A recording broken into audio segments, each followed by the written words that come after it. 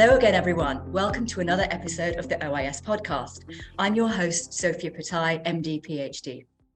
Now, we know innovation can happen anywhere, in a garage, in a coffee shop, at a startup. But what about in a huge organization? How does innovation flourish? And how does good leadership help to embrace innovation? Well, I'm thrilled today. We have a great business leader to talk about all these topics and more. We have the privilege of hosting Christoph Vonwiller to our podcast. Christoph's had a variety of roles across Johnson&Johnson, starting off in Australia and New Zealand and moving across to a variety of global roles. In the vision world, Christoph is currently President, Asia Pacific for Johnson&Johnson Vision, and he continues to make significant contributions to industry. He's had, and I know from firsthand, vast experience in leading teams and fostering innovation. And he's been so instrumental in driving advancements at the intersection of healthcare and technology. So today, I'm so thrilled we have the opportunity to delve into his insights, experiences, and perspectives on ophthalmology, innovation, and leadership. So I'm so thrilled to welcome Christoph to the podcast. Thank you for joining us. Thank you, Sophia, and it's a pleasure to be here. Join Doctors Maria Baracol, Praveen Dugal, and Firas Rahal at the upcoming OIS Retina on July 27th in Seattle, where you'll see and meet with leading startup companies, top industry executives, and clinical thought leaders addressing unmet retina needs through novel therapies. Save 30% when you register for both OIS Retina and OIS 13, the original Ophthalmology Innovation Summit, taking place this December 1st and 2nd in San Diego. Register today at ois.net. Now, I've just given a blend of your very impressive career arc, but I want you to bring it to life. Tell us how, starting off in Australia, New Zealand, or even before then, what led to your trajectory across the world and to Singapore into Vision? Yeah, look, I'm now 18 years with Johnson&Johnson. It's been an absolutely wonderful journey. It's a company that I've certainly found a home with in terms of its sense of purpose and mission, which is really about changing the trajectory of human health, which is a very noble one, a very aspirational one, and one that certainly helps me get out of bed in the morning and motivated and excited to start the day. As you said, I've worked in a lot of different areas in Johnson&Johnson, different geographies. Obviously started in Australia, but more recently in Singapore, a few stints in different places in the US, but also in different parts of our business. So in the medtech business, as well as our pharmaceuticals business, and then in different therapeutic areas within that. Each one of them I've really enjoyed, and each one of them has taught me something new. Ophthalmology is more recent, probably the last 6 years now. Actually, I remember when I started in this role, my manager at the time was Tom Frenzy, who many of your listeners will be familiar with, one of the great people in ophthalmology. And he said to me at the time, welcome to ophthalmology, you'll never leave. And I'd say over time, I've come to really appreciate what he meant by that. And it really is a wonderful place to work. It's, very, very rewarding, lots of unmet need, of course, but also a very collegial space, a real recognition of, whether you're academia, research, clinician community, together with industry players like ourselves, that work together very well for the betterment of patients. And it's as such a very rewarding place to be.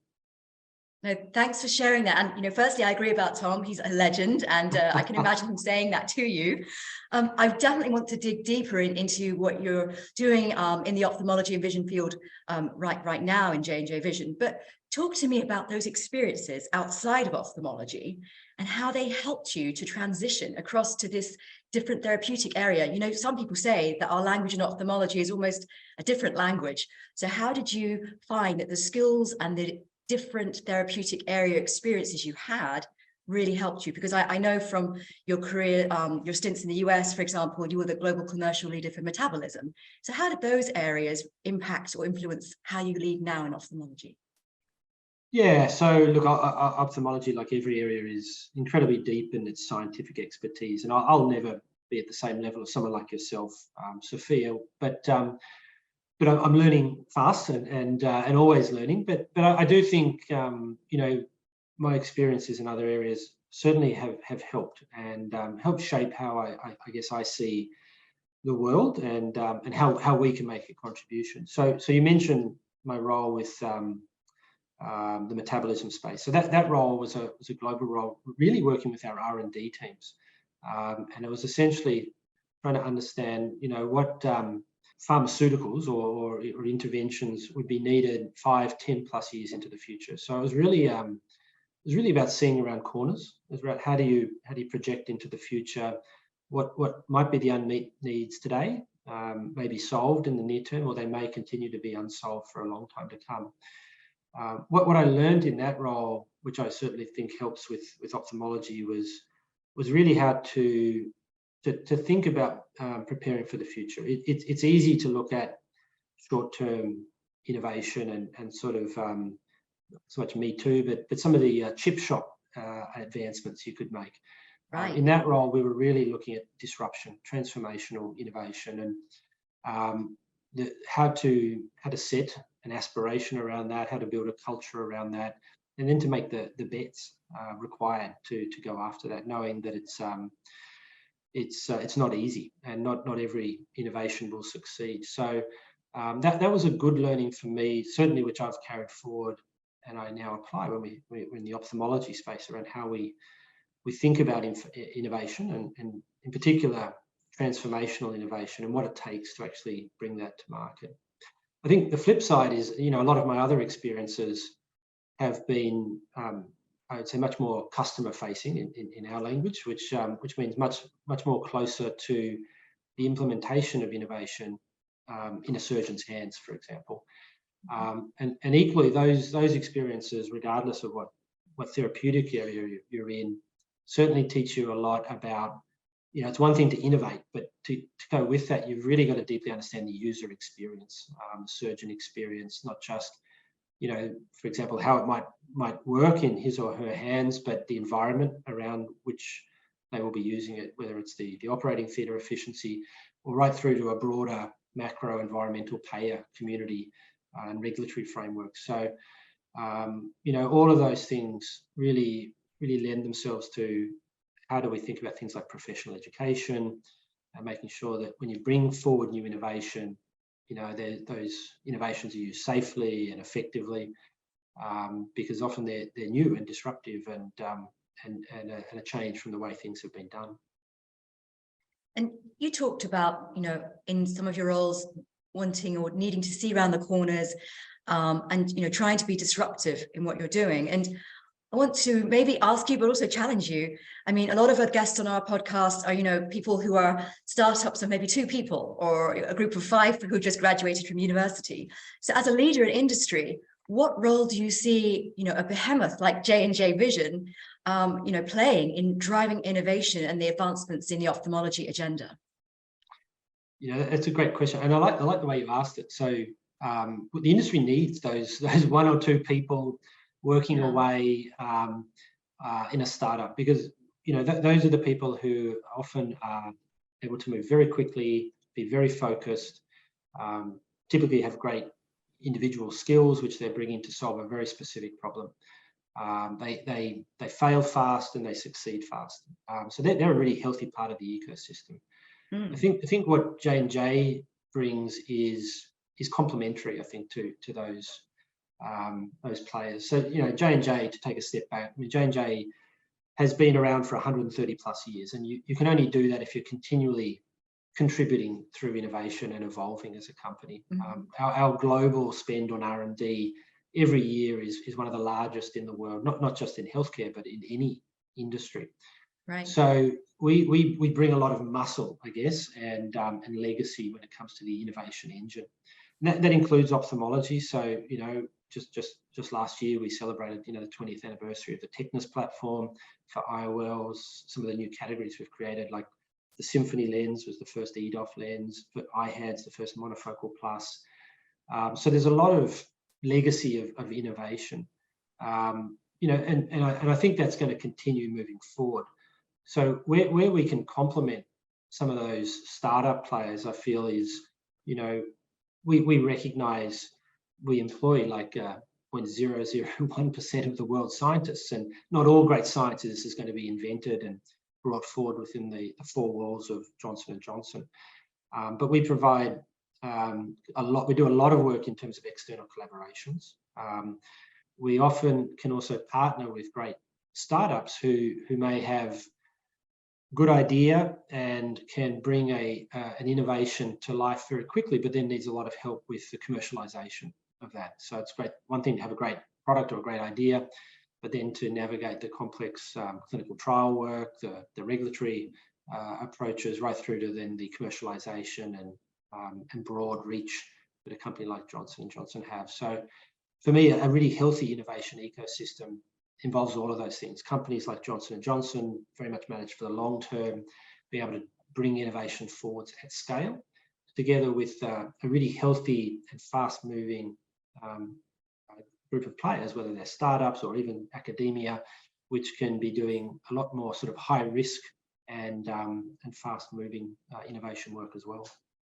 Yeah, I agree. And thanks for sharing that marvelous perspective. I think, there are so many stakeholders in that ecosystem who all have a critical role to play. But the next question, probably you're only one of the few people that can answer this, actually, because of your wide experience outside of ophthalmology too. So with that experience, talk to me about some of the maybe key challenges and opportunities that you see when you're thinking about promoting or putting forward the ophthalmology agenda across a big organization like J&J, where you're a strong leader, but there are many strong leaders across different commercial areas, right? Like women's health, cardiovascular, metabolism. So are there challenges? And if so, how have you addressed them? Or do you see opportunities for ophthalmology across a big organization like a J&J? Yeah, look, I think it's a little bit of both. I think certainly J&J has there's a lot of unmet need in healthcare more broadly. So where does eye health fit? Well, certainly eye health, Johnson&Johnson sees as a very significant opportunity. If you look at the unmet need today, it's still very, very high. Prevalence when you look at diseases like myopia and so on are very, very significant. And so for me, it really is one of the great health challenges for the next generation to come, and therefore for a company which is broad-based in healthcare like Johnson&Johnson, it really is a must that we play in an area such as this. That said, there are many opportunities, and like always, we need to compete for resources when it comes to those investments. And I think to me that's where the opportunities lie within our organisation. Number one for us, I think we're extremely fortunate to have really great scientists, and that's where it starts. Scientists who are really cutting edge, have a track record of delivering real innovation and bringing it to market. I think, together with that, we have some benefits when you think about a company like Johnson&Johnson. So one of the things we talked about was how we collaborate externally with startups, and Johnson&Johnson has a great muscle in this space, whether it's mergers and acquisitions, investments, equity investments, and as such, we're an attractive partner for startups, not just because of our work in eye health, but broadly in healthcare. The other thing is the sort of the crossover of platforms. So, if you think about a space like ophthalmology in an area like intraocular lenses, so we have a really great track record, and we're extremely strong in optics. We also have the world's leading contact lens business, our vision care business, and that team is incredibly strong when it comes to material sciences. So we have the opportunity to collaborate across some of these domains of excellence to yield even better improvements. And you can even take that further. So, for example, a lot of the equipment we use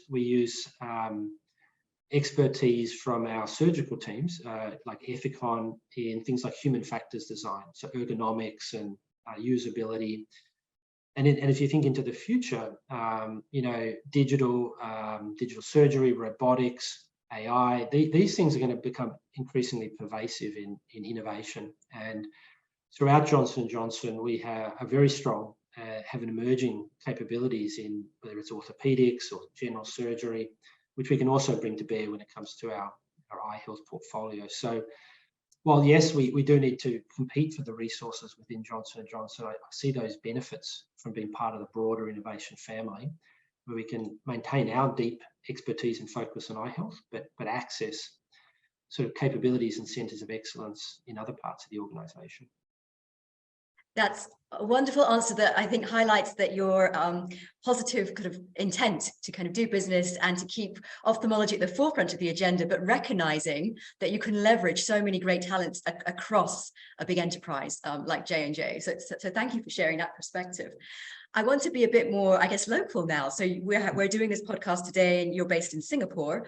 So tell us what's keeping you busy in Singapore. I think there are some regional conferences coming up, and talk to us about your collaborations, because as you mentioned, your external partners. And as you may well know, we had Professor John Mehta on the podcast just a couple of weeks back, also from Singapore. So tell us a bit about the local ecosystem and what you're doing. Yeah, no, look, there is a lot going on, and it's all very good. And you mentioned a couple of things there. One is local congresses, another one is John Mehta, and both are very relevant to what we're working on at the moment. So this week, as we're recording today, APA CRS is in Singapore. It's a major meeting, a very important meeting, of which we're proud to be a key sponsor. But at that meeting, we will be doing the official launch in the Asia Pacific region of ELITA. ELITA is a next generation laser vision correction system that does both flap and lenticule. It is extremely exciting. We're incredibly proud to be unveiling it this week at APA CRS. And why I'm so particularly excited and proud of this launch, and I should just mention it's not approved yet in all markets, so that'll be happening over the coming months. You mentioned John Mehta. So one of the reasons I'm so proud of this launch is it is obviously something really driven from the Asia Pacific region. So we know obviously myopia is such a big challenge here in terms of where the vast majority of procedures are happening when it comes to laser vision correction. Here in Asia is really where the action is. And as such, this machine was very much designed for Asia, right through to the fact that the pivotal clinical studies were done in Singapore and in India, in our region, with some wonderful scientists and scientist clinicians, John Mehta being one of them, and they've done a wonderful job to help us bring forward this technology. It's one thing to have great R&D engineers and scientists working on this, but you really have to then demonstrate the clinical efficacy of these innovations in the real world. And we've been very fortunate to work with people like Dr. John Mehta, Dr. Mahipal, Dr. Shetty, and others who have helped us really advance this science and innovation to the point now where we were moving into the regulatory filings and we'll be launching it at APA CRS. So that's one particular highlight that I am very excited about. Well, we wish you lots of luck with the impending launch, and it's such a thrill to hear, how important Asia has been in driving the design and the clinical trials. And I think that's so important. We recognise that the regional relevance when we bring new products to launch. I want to change tack a little bit now and talk about your experience as a business leader. You talked a lot about the research scientists who are doing such wonderful work, all the teams who are coming together to create these wonderful new innovations that will one day, we hope, turn into products or devices we'll use. But on a day-to-day basis, how would you define your leadership style, and how do you foster that culture of collaboration on a day-to-day basis and that desire to continuously aspire to innovate? It's a tough one for any leader, but I think you do it very well. So share with us some of those pearls, if you will. Thank you. I think I don't know how well I do it, but for me, culture underpins everything we want to achieve. I certainly think it's really important that we have a true vision of what we're trying to achieve, something aspirational and motivating to people. And if it doesn't make us a little bit nervous, then it's probably not aspirational enough. Once we've sort of got a bit of a vision, I think it's really incredible. For me, it's critical that we all, as a team, collaboratively, really have good understanding of role clarity and goal clarity. And if everybody really understands the role they can play and the goals which will get us towards our vision, that goes a long way to creating a strong team. When it comes to innovation, I guess, probably for me, I mean, there's many things, many parts of a culture which feeds into success when it comes to innovation. I would say one which I've increasingly come to recognize and respect as being critical is really around diversity and inclusion. When we started talking about diversity and inclusion some time ago, and more broadly in the community, a lot of it started off as a sort of a moral imperative.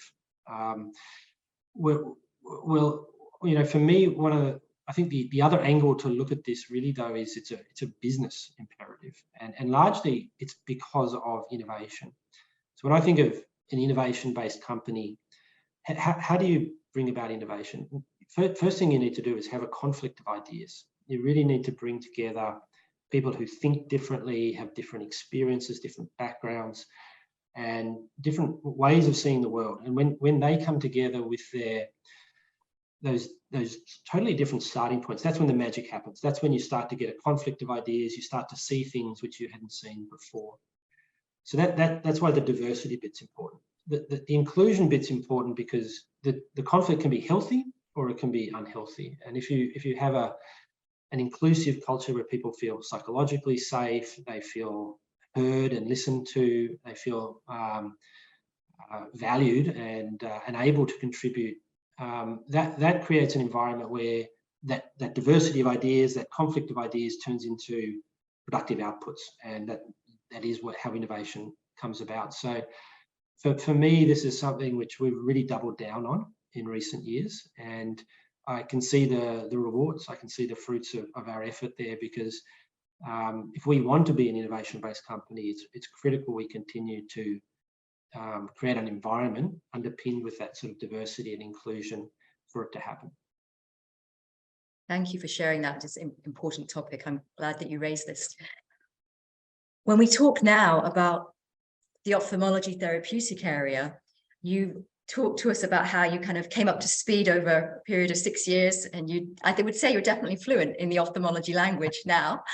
But apart from going to conferences, of course, which are wonderful, and we're so glad that we have these face-to-face meetings again, how do you keep up to date on the latest advancements? Because there are so many. I mean, every day I'm seeing a press release about a new technology or some new funding, particularly in the area of ophthalmology. So how do you do this, and how do you make sure your teams are also making sure they're aware and well equipped to understand what's happening to foster your own innovation?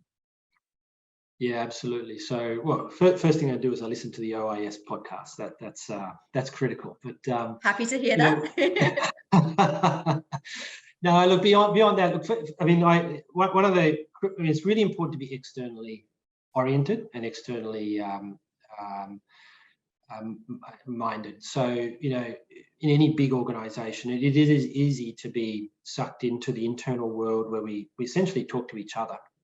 Yes. Right. One of the things which we really try and prioritize is external sort of minded culture. So the last couple of months alone, I've been in China, in Korea, Taiwan, Hong Kong, Singapore, Australia. So I spend a lot of time traveling, and while it's demanding, nothing substitutes for actually getting out and talking to ophthalmologists, but not just ophthalmologists. It's talking to regulators, it's talking to government policymakers, it's talking to private enterprise, and there's no substitute for that, because those interactions is where you learn what some of the challenges are, what some of the opportunities are, what are the external trends. So those are critical interactions, I find, for myself and for our team. Look, we of course we have teams of people who are focused on keeping us abreast of macro trends and industry trends. So we do have access to significant amounts of information. Occasionally, I'd say we also really try and take a different approach as well. So one of those areas has really been around digital, and we certainly believe that the digital evolution which is happening around us is going to transform in the long run how we work, how the ophthalmology space works. So there we didn't just want to look at the trends within ophthalmology, but we went and spent actually quite a bit of time as a leadership team trying to understand the external landscape and outside of our own industry. How are other industries being transformed? How are other industries advancing how they innovate and bring those innovations to life faster through some of these digital innovations? And so that was an area where we tried to actually go beyond just what's happening, but to sort of challenge ourselves. How can we be part of changing the trends in ophthalmology as well? So, you know, it's a range of different things, but it's critical if we want to stay connected to what's happening in the external ecosystem and being a part of it. Absolutely. And I'm very happy to know that, you know, you listen to the OIS podcast to get the download on what's happening in innovation. But you talked about the trends for the future. I mean, when you think about J&J, you know, there are affiliates across the world. You know, you're obviously in the regional headquarter in Asia Pacific. But if you had a crystal ball for the future, how do you see the affiliates, you know, driving change and setting the agenda and really shaping the future of ophthalmology? And bonus point if you manage to get in, you know, generative AI or ChatGPT or not. Everyone seems to be talking. There's not a day I don't hear that today. So just would love to know your thoughts on the future of J&J, maybe at that affiliate level. You know, how countries are kind of driving the agenda forward. Yeah, it's really important because, you know, I would say one of our strengths is our global scale, but it's easy to default back to being a US-based organization, which is where our headquarters are.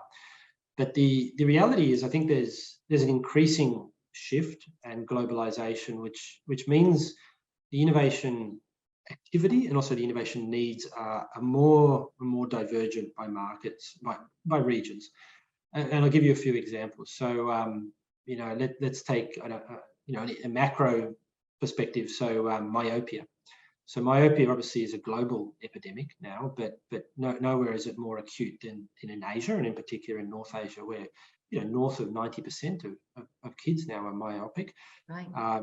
You know, we fast forward a couple of decades here, and those high myopes are going to have some serious complications when it comes to eye health. So it's really important for Asia to take the lead on charting out that this is a critical unmet need and a global long-term priority for our organization, not just for those Asian countries most affected, and developing solutions for it. So very proud, you know, the Ability One Day soft contact lens. We've just launching in our first markets now in Asia with really novel technology. It was actually awarded the Ophthalmology Innovation Product of the Year in 2013 in the Healthcare Business Awards. You know, that was very much sourced from an Asian-specific insight and need. I think a sort of a second, more practical one. Obviously, we have a really strong heritage in intraocular lenses for cataract surgery. Actually, you'll remember the Synergy lens when we launched that one. I do. Really wonderful lens, you know, broadest range of vision, continuous range of vision, great performance in low light conditions. But what really stands apart with this lens is the near vision at 33 centimeters. And again, that was really born out of an insight, really of great importance for Asian communities, especially North Asian communities, who often are myopic. They have shorter arm lengths. They read complex Chinese characters. And as such, you know, their typical reading distance is actually about 33 centimeters. So that's a lens which is performing very, very well, but it's also born out of an insight coming out of Asia for Asian patients. So there's some good examples, I think, where we are increasingly playing a role to become a much more global player. And I certainly feel very privileged to work in the Asia Pacific region, given its level of speed, its unmet needs, and I think the energy of the people is just wonderful. So, you know, and if I may, maybe even to build that a bit further, we touched on digital a few times. I really think the Asian markets are leading the way when it comes to digital as well, and we should challenge ourselves to, within the ophthalmology space, to really drive the digital agenda coming out of Asia Pacific markets. And again, that's not just Asia Pacific Johnson&Johnson, it's the broader ophthalmology community. No, thanks for sharing these perspectives. And I think it's quite refreshing, actually. You know, you're clearly within a US headquartered organization, but really recognizing the value from a regional perspective of what you're driving, how you're driving the agenda, and how you're learning, you're gaining insights right from the very countries that you're serving. So I think that's critical. And I commend you and the team for doing that. Now, I'm quite sad as we're going to be wrapping up in a short time, but I always want to leave with a feeling of hope for everyone who's listening. And I know there'll be many folks across the world, not just in Asia, listening to this. Now, some of them do have healthcare backgrounds, they're MDs or ophthalmologists, but some are business leaders, and they're thinking about how could they get to scale the heights that you managed to. So what advice would you give to someone, you know, who's maybe just entering as a commercial leader in the space, of how to traverse this sometimes quite difficult path, which you successfully navigated? So why don't you just leave us with a few pearls of wisdom from that commercial side? Thank you. And I've successfully navigated, I think that's probably the first thing, is it wasn't always successfully navigated. I've had plenty of setbacks and learnings along the way, and that's part of it. Always treat every setback, every challenge, every failure as a learning opportunity. And I'm still learning today, and I always will be, if I want to be growing as a leader and as a person. I think the second thing, if I look back on the most pivotal experiences for me, one has been taking the tough jobs, if I'm really honest. So, you know, one of my earlier jobs was leading a turnaround for a business in a difficult position that actually didn't have a lot of innovation, if I'm honest, and that was part of its challenge. And I learned probably more about being a leader in that than in the good times when you've got a great team or you've got a great product to work with. And so I guess that's probably number two. Don't be afraid to take the tough jobs, because you'll probably learn a lot more in those opportunities. And then number three is really just probably about diversity of experience. You know, I've been lucky, but also I would say courageous enough to take opportunities which have taken me to different parts of the world, but also different types of businesses and different therapeutic areas. And all the way back to your first question, each one of those has helped me grow as a leader, and has been an invaluable part of my development. So that'd be sort of my 2 cents. There's no one playbook, though. I'm sure everybody will find their own way and be successful in their own way as well. But if it's of value to anybody, that would be my tips.